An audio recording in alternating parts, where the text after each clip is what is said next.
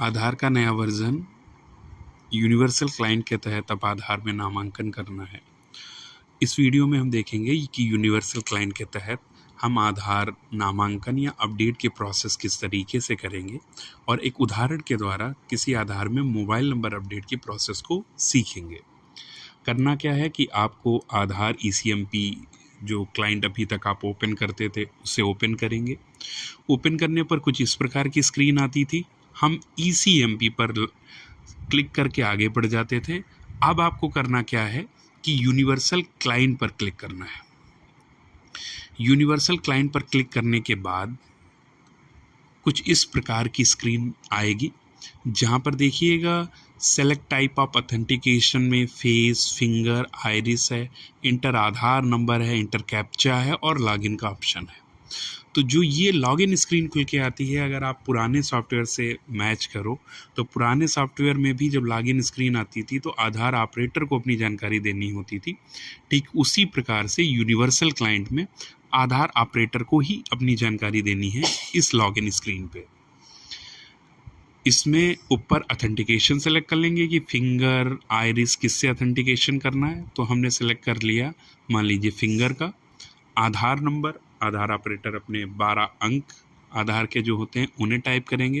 Captcha जो सामने लिख के आ रहा है वैसा टाइप कर देंगे और लॉगिन पर क्लिक कर देंगे। लॉगिन पर क्लिक करने के बाद ये फिंगरप्रिंट कैप्चर वाली स्क्रीन खुल के आ जाएगी। हम इस पर क्लिक करके फिंगरप्रिंट ले लेंगे और ऑथेंटिकेट पर क्लिक कर देंगे। इसके बाद आधार ऑपरेटर के मोबाइल में एक OTP जाएगी और उस OTP को डाल के हम वेरीफाई कर देंगे। ये प्रोसेस ECMP से काफ़ी मिलती जुलती है, बस थोड़ा सा लुक नया कर दिया गया। अब मुख्य बदलाव आपको क्या होगा, जैसे ही आधार ऑपरेटर लॉगिन कर आगे बढ़ेंगे इस तरीके की एक होम स्क्रीन खुल के आएगी। अब इसमें देखिएगा लेफ्ट साइड में न्यू इनरोलमेंट का ऑप्शन है और दाहिनी तरफ अपडेट का ऑप्शन है। न्यू इनरोलमेंट में 3 चीज़ें हैं, 18 साल के ऊपर का, 5 साल से नीचे का और 5 से 18 साल के बीच का। तो अगर आपको नामांकन करना है, नया आधार बनाना है, तो इन विकल्पों का चयन कर लेंगे। 5 साल से मान लीजिए नीचे का बनाना है किसी का नया आधार, तो चाइल्ड इनरोलमेंट बिलो 5 ईयर्स। 5 से 18 के बीच का बनाना है तो child enrolment 5 years and below 18 years, इनका चयन कर लेंगे। अब मान लीजिए आपको आधार में नाम बदलना है, जन्म तिथि बदलना है, मोबाइल नंबर बदलना है, पिता पति का नाम बदलना है, बायोमेट्रिक अपडेट करना है, किसी प्रकार का कोई भी अपडेट करना है तो आप अपडेट आधार पर क्लिक करोगे। मतलब बायोमेट्रिक करनी है, अपडेट आधार पर क्लिक करिए। मोबाइल नंबर बदलना है, अपडेट आधार पर क्लिक करिए। पता बदलना है, अपडेट आधार पर क्लिक करिए। जन्म तिथि बदलना है, अपडेट आधार पर क्लिक करिए। एक उदाहरण के तहत हम देखते हैं कि अगर मान लीजिए हमें मोबाइल नंबर चेंज करना है तो सीधी सी बात है, आधार में अपडेट करना है तो हम क्लिक करेंगे अपडेट आधार पर। जैसे ही आप अपडेट आधार पर क्लिक करके दाहिनी तरफ नीचे की तरफ देखिएगा नेक्स्ट लिख के आता है, नेक्स्ट पर क्लिक करके आगे बढ़ेंगे तो इस प्रकार की एक स्क्रीन खुल के आ जाएगी। इसमें पहला कॉलम है रेसिडेंट आधार नंबर, तो हम यहाँ पर रेसिडेंट का आधार नंबर लिख देंगे।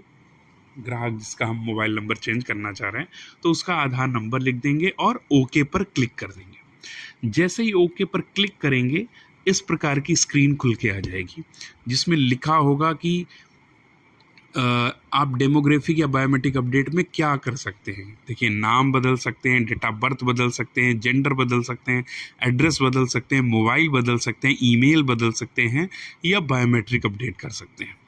अब एक नया फीचर देखिए इसमें क्या ऐड हुआ है।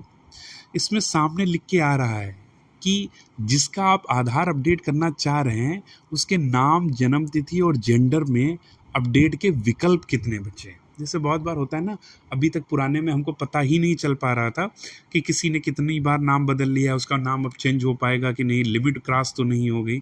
अब आप क्या है कि आप देख पा रहे हो कि जिसका आधार नंबर मैंने डाला वहाँ पर नेम में लिख के आ रहा है 2 address left, date of birth में लिख के आ रहा है 1 अपडेट लेफ्ट, जेंडर में लिख के आ रहा है 1 अपडेट लेफ्ट। मतलब अगर ये ग्राहक अपनी डेट ऑफ बर्थ में संशोधन कराना चाहें तो करा सकते हैं, नाम में संशोधन कराना चाहें तो भी इनके पास 2 मौके हैं। हमें क्रॉस वेरीफाई या किसी से पूछना या आप अपना चेक करा के आओ, ऐसा कुछ नहीं कहना, सिस्टम खुद बता रहा है। तो आपको जो भी अपडेट करना हुआ करेगा, किसी का नाम चेंज करना होगा तो नेम जहाँ पे लिखा है उस पर क्लिक करना है और नीचे जो नेक्स्ट लिखा हुआ करेगा उस पर आप क्लिक करके आगे बढ़ जाओगे। हमें क्या करना है, चूंकि मोबाइल नंबर चेंज करना है तो हम मोबाइल पर क्लिक करेंगे। जैसे आप क्लिक करेंगे तो जो चीज़ सेलेक्ट होगी वो ब्लू रंग से हाईलाइट हो जाएगी। तो चूंकि हमें यहाँ मोबाइल नंबर चेंज करना था तो मोबाइल पर क्लिक किया, वो मोबाइल से हाईलाइट हो गया। दाहिने नीचे की तरफ नेक्स्ट लिख के आएगा, हम नेक्स्ट करके आगे बढ़ जाएंगे। जैसे ही आप आगे बढ़ेंगे कुछ इस प्रकार की स्क्रीन आएगी। अब यहाँ पर ऑप्शन आ रहा है कि आप रेसिडेंट को ऑथेंटिकेट कीजिए, उसकी कंसेंट लीजिए, मतलब उसकी अनुमति लीजिए कि हाँ वो ये मोबाइल अपडेट या जो आपने चुना है वो कराना चाह रहा है। तो फिर वही ऑप्शन है फिंगर, आइरिस और प्रोसीड करके आगे बढ़ना है। तो हमने ले लिया कि आइरिस और प्रोसीड पर क्लिक करेंगे।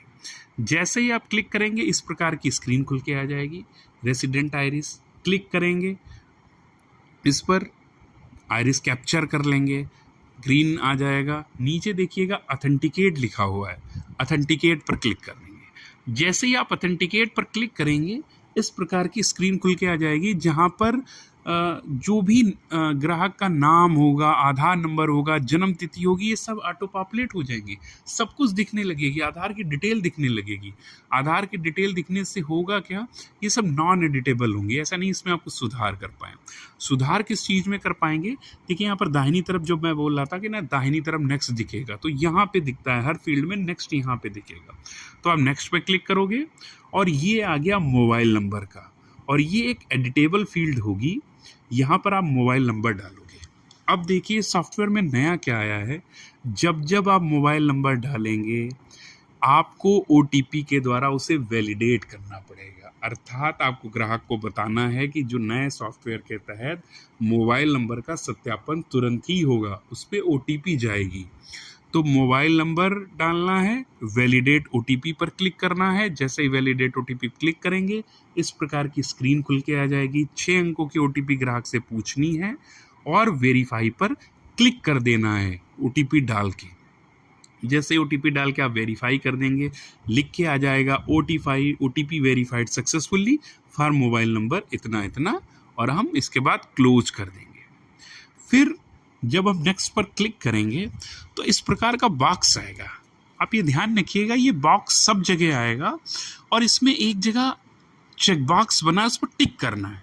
अब चूंकि चेक बॉक्स ऐसी जगह पे बना और इतना छोटा बना होता है, हो सकता है आपको पूरी स्क्रीन ढूंढने में थोड़ी कठिनाई आए, तो जूम करके मैं दिखाना चाहूँगा। यहाँ पर ध्यान से देखिएगा, यहाँ पर ये चेक बॉक्स बना हुआ है, इस पर आपको टिक कर देना है और फिर नेक्स्ट पर क्लिक कर देना है।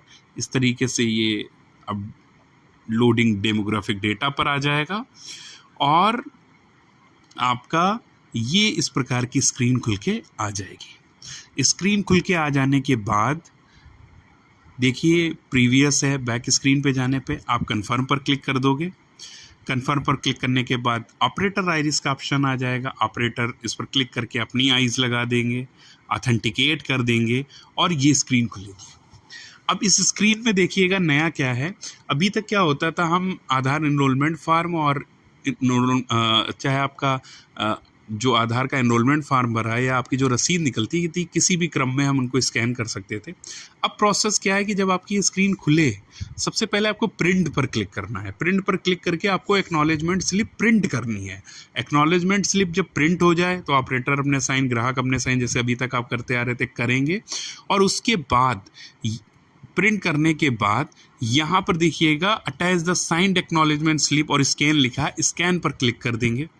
जब ये स्कैन हो जाएगी उसके बाद हम एनरोलमेंट फॉर्म को स्कैन कर देंगे, अटैच कर देंगे और सबमिट कर देंगे। जैसे ही हम सबमिट करेंगे इस प्रकार से लिख के आ जाएगी online update request accepted for SID, और SID ये नंबर लिखा हुआ है। और इस तरीके से एक आधार नामांकन सफलतापूर्वक हो गया। अगर हम रिपोर्ट देखना चाहें तो रिपोर्ट में आप प्रोसेसेस में जाएंगे। क्लाइंट जो खुला है उसमें देखिए जनरेट रिपोर्ट पर UC है, UC मींस यूनिवर्सल क्लाइंट, इस पर क्लिक करेंगे और आपको रिपोर्ट दिख जाएगी।